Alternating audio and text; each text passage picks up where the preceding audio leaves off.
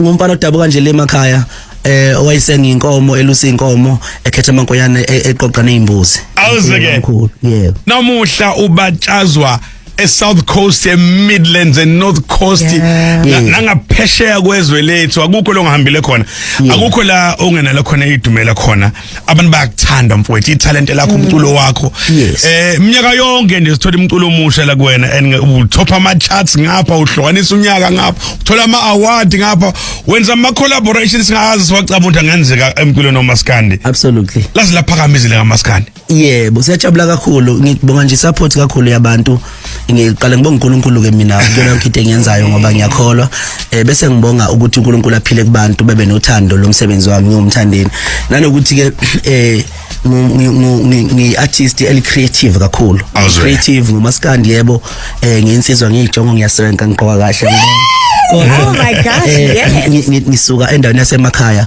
kodwa umqondo wami usharp ngendlela esimanga because ngikwazi ukuthatha uMaskandi ngufake kwamanye ama genres khona kuma piano ukhona kwi hip hop na kubona kuma genres nje ewonke nawo kholo futhi ngiyalinka khona so uMaskandi awusafani nakuqala ushintshile ko TikTok kuphi uMaskandi nje yabona nje wonke umuntu uyakhetha umuntu wami iParis igushi njalo yabona yeah ukhona i-album yakhe like to dog style livela le gama le dog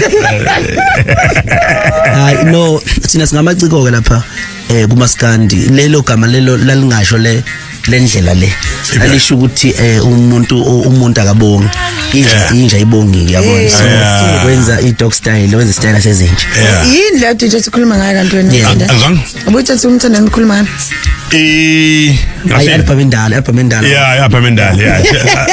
azidlulekela mathuzana when I look at your songs ngiyabona la usebenze noLwa wasebenza nomcebo Sikode and now uMahu mawuzohlala phansi ukhethe labantu besifazane o ama artists la ujolo ukusebenza lapha into nadi emana is it na plan ukuthi sifuna ukusebenza nomuntu kanje nikhetha kanjani ya siqale mina ngiqale ngifike ngene ngishaye ibeat uMaskandi ayikho ibeat uMaskandi ngoba kufaka ubaskita kufaka amakho inkostina kufaka isiginci kodwa singakubiza ngebeat ngokwe language yabo yosikrukru so ke ngishaya ibeat mase ngishaya ibeat bese ngiyahamba ngiya ku event epowerful njengabo Dandi July kanjalo njengawo Beach Fest yamntana so ke bangifika lapha ngiyazi ukuthi sound ivela lapha isuka ibalancile then ngifike ngishaya performance yomhlaba then abantu bese catch up from there from lapho yabo so babe catch up abantu bese ke siyaqala siyavota ke manje ukuthi ke ubani esingamdonsa kulamanye ama genre futhi simdonsi ngokwe brand yakhe ukuthi imkhulu kuya dependa ukuthi uzoqualify yini ngaleso sikhathi njengamje shothi ngingalandela next year mhlawumbe sinawe yabo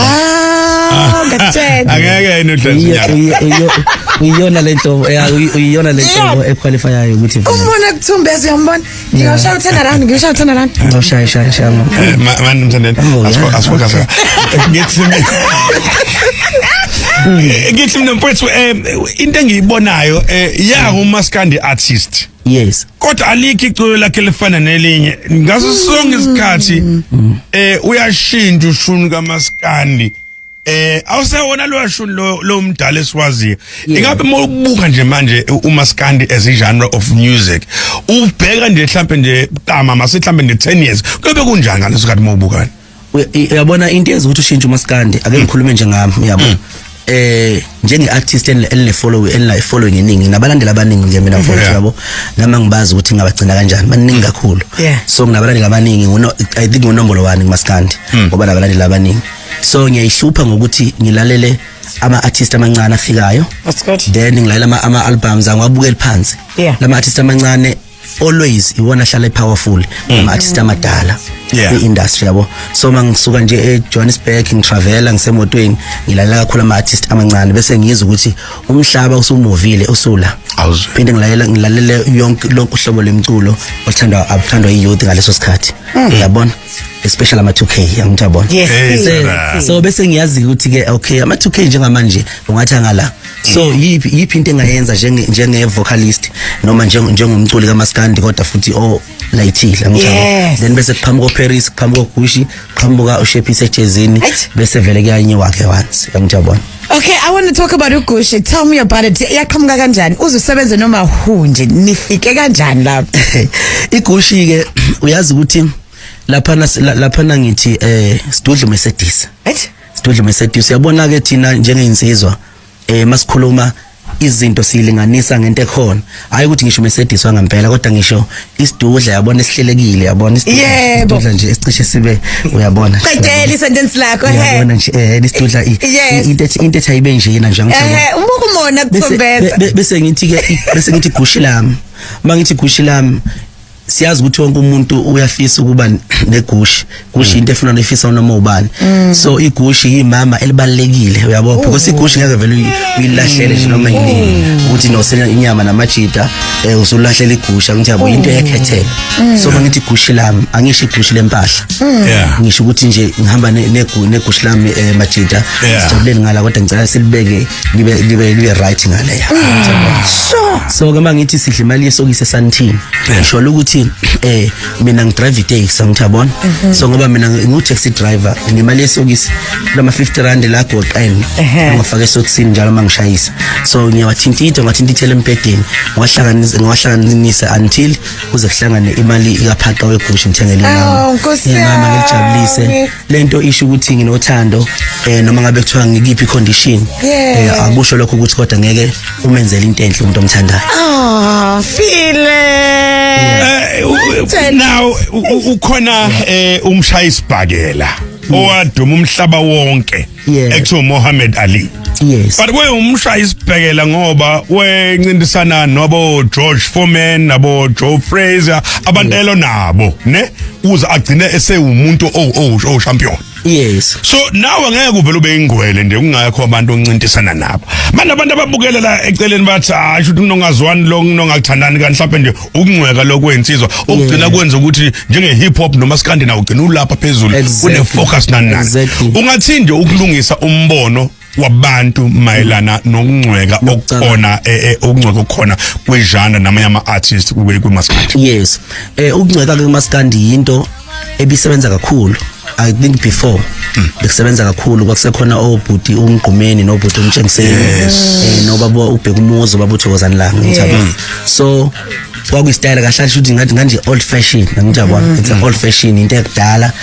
bekufanele mawungena kuMaskandi ube nomuntu ozoba opponent so ke wahamba saphela isikhathi salonto because umhlaba uyashintsha uyabo abantu abasenasikhathi salonto leyo so nami ukhona umfowethu engathi mangifika ungizwe bakhanda ukuthi sifesane naye ngiyabona so sahamba sadlula isikhathi sakhona ke njengamanje sokwinto nje ebhorayo labantu abangasayithathi serious yabo so ngabona okay njengamanje kuzovela kuphele ke kuzophela ngathi uma ngeze ukuhlakanipha angihlakanipha manje ngishifte ngenze into ethandwa ngabantu ngishaya ingoma kuphela mfowethu nginaka indaba zami ngihloniphe umhlaba indlela ngohlonipha ngayo ngashintsha nje izinto eziningi nezinto ezingilinka naleyo nto leyo ngazama ukuthi even ngishama event angilika naleyo nto ngayidistance kuona so nje sengishintshe nje kakhulu because sengifuna kuba ubaba manje sengifuna ukushada manje uyabona makunjena yabona makunjena nje sekukhomba khona ukuthi ngempela kufanele manje ngibe ubaba umanqele yabo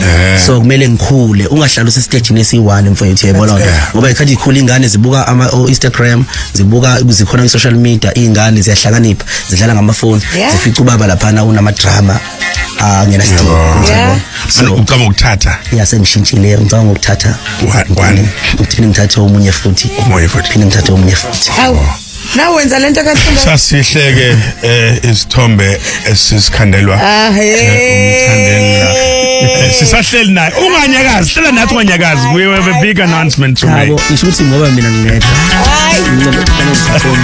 nangu ugushe wakhona Mthandeni Mahu on the spot Legacy FM Mthandeni and Mahu igushe hlela nathi unganyakazi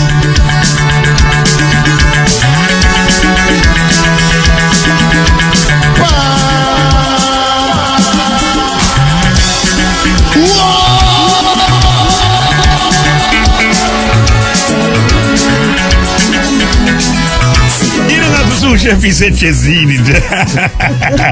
Alrighty then, so njengoba sihleli Mthandeni sidlala ingoma zakhe kumnandi nisiyaxoxa nawe uyasathu uyasibeka laphana ke. Unamagalelo abanzi kakhulu mase kufika kwezomculo nje eSouth Africa, omunye umculi ohlonishwa kakhulu. Ngiyayithanda ke le ndaba ukuthi njalo kuma interview yakho ngiyanotice uthanda ukureference kakhulukazi abantu abaqale bendlela.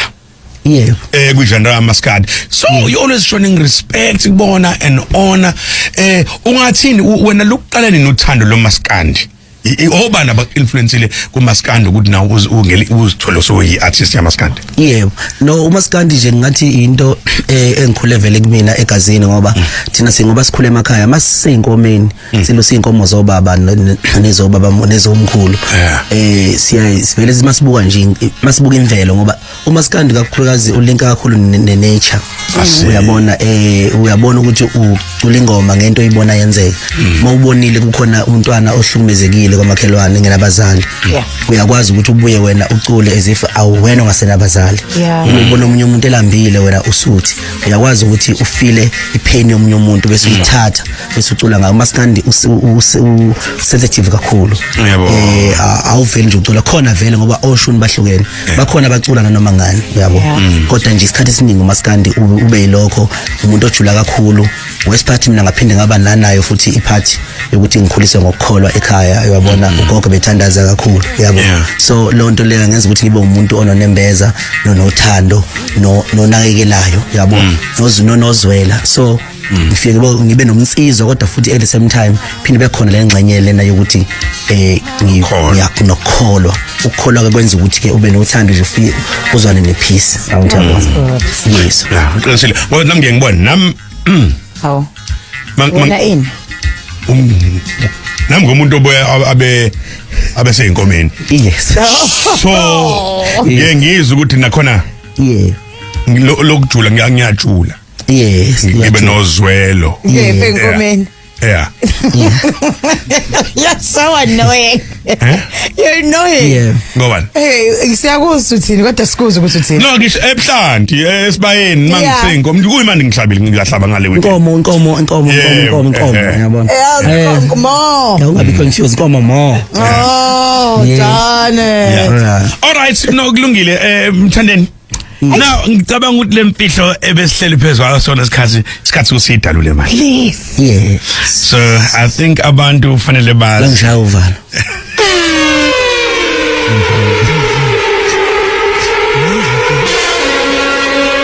KZN South Africa calling Newcastle, calling Ladysmith, Utrecht, Vryheid, Ulundi. Waceza sehle njalo siyeka nongomo Ulundi. Buya size eshow eMelmot isinywe njalo egingindlovu. Sibuya la eDokodweni sondele njalo in the north and the Dolphin Coast. Empangeni sanibingelela nonke lapha kwesikamthethwa. Siyanibona eSouth Coast at 103.5 FM. Sanibingelela in the sunny South eMzumbe. Sanibingelela nonke ePortchester laphansi emagate. Oh yes. Sibuye la size komakhutha bonke la koMlazi, koLamonville, koChesterville, koMash koNtuzuma. Wabadonga. Manini ngenyawo nonke mhla ka7 September, the biggest spectacle, the biggest festival, the biggest music extravaganza features ingwele, ingunkulu kaMaskandi, Mthandeni Mangele. Oh yes. He's the headline act. He's going to be performing live at the Beach Fest. This is amazing news. Amazing. On our lineup, Mhlaka 7, which means fanele manje uyitholela amathikiti akho. Ugeneral 300. VIPs 1,000 rand. Mthandeni singayigcina kanjani le mfethu? How was it when you found out that you're going to be on the lineup? Bafethu vele sibhamukile. Bafethu already sigcwele yonke indawo. Akade chaza koLundi koceza komakhutha koMlazi njalo. Ivele umhlaba wonke usuyayazi. Mthandeni igcokamelisha umshovu enkani kwabanenkani ngizobe ngiphethe wonke amabhiki ngasiphi isoka lapha ngicaba ukuthi ngizongiphethe amakhwantaba noma i4 because lapha ngizo appreciate kahle akubona umsebenzi kimi nakuphela ngizo appreciate uGagasi lengenzele iqiniso.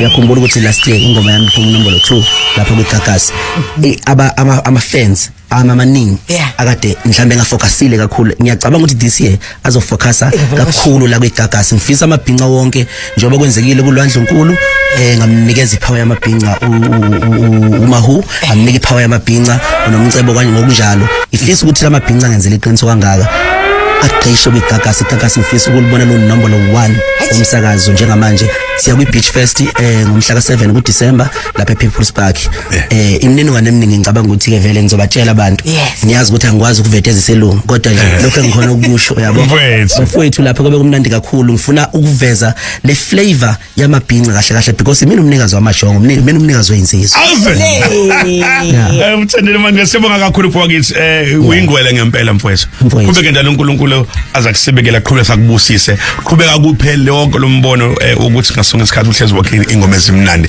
ezithandwa nabantu eziduduza abantu ephinde ijabulise nabantu mabejabule ngekhathi zokujabula phila phakathi mfowethu mfowethu yabona mfowethu indlela mfowethu esikwazi ngayo yadwa umsu serious ukhuluma ngoNkulunkulu ukuthi abusise bona ukuthi asihleke njengosidumbu ngosidumbu ukuthi isinice manje mfowethu uwenza kanjani mfowethu lento ukuthi ube serious ngelinye isikhathi ngempela udlulise isiyalo nasenganeni ngumuntu mina onesipho sezinkulumo nje ezakhayo mina ngisemncane izinkulumo zami bevele ihleza namhlanje ngigqoqe uMthandeni nonke namuzo uMthandeni ukuthi mina nginezinkulumo ezakhayo akashongo njalo lento nginogcobo njengoba songenza ingoma naye manje ngifuna abantu bazi ukuthi